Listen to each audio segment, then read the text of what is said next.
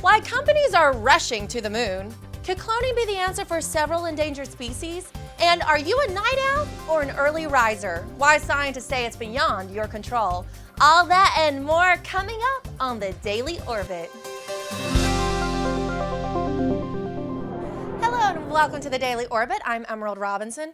I'm heading to the moon, going to find me some water, make me a killin. The prospect of finding water on the moon has many companies scrambling. Several probes have already found evidence of frozen water, but scientists are not sure if it's all in the form of ice or something more powdery like snow.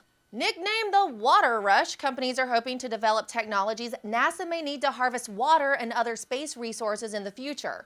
One physicist said this is like the gold rush that led to the settlement of California. This is the water rush. Yee-haw. And want to make your kids smarter? Throw them in the water.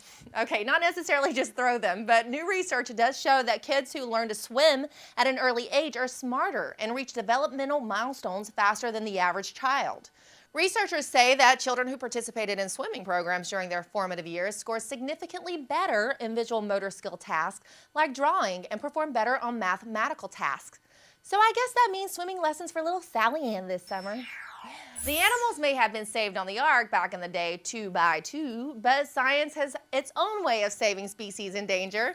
Experts at the Brasilia Zoo in Brazil are hoping to clone several species of wild animals that are currently under threat.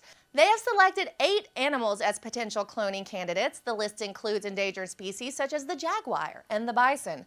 However, cloning does not solve one problem that pervades endangered species: the need for genetic diversity for survival.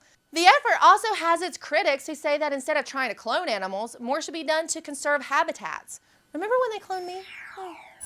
And here's a species that the experts at Brasilia Zoo might want to consider. Once thought extinct, new DNA evidence suggests the giant tortoise species Chelinoidus abigdoni might live on after all. Discovered on the Galapagos Islands, the massive reptiles were last seen in 1906 and considered extinct until the 1972 discovery of Lonesome George, the then 60-year-old tortoise living on Pinta Island.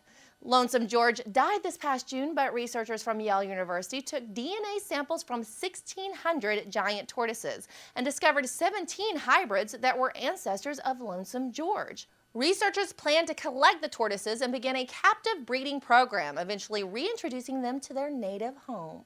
Then no other Lonesome George tortoise will ever have to be lonesome ever again. So do you stay up all night, or are you early to bed, early to rise? I'm the latter. Scientists have identified a common gene variant that not only determines whether or not a person is an early riser or a night owl, but could also indicate what time of day an individual is likely to die. This variant relates to a person's circadian clock, which determines the certain times of day a person is most alert, when blood pressure is highest and the heart is most efficient. The researchers say the circadian clock can also influence the timing of acute events like stroke and heart attack. They say this finding could help with scheduling shift work, planning medical treatments, and monitoring the conditions of vulnerable patients. Does it explain why I woke up this morning at 3 and can go back to sleep? Well, that's it for the Daily Orbit. Oh, look, my clone is back. Once you have them, I guess you can't get rid of them. You know, you don't have to dress like me just because you're my clone.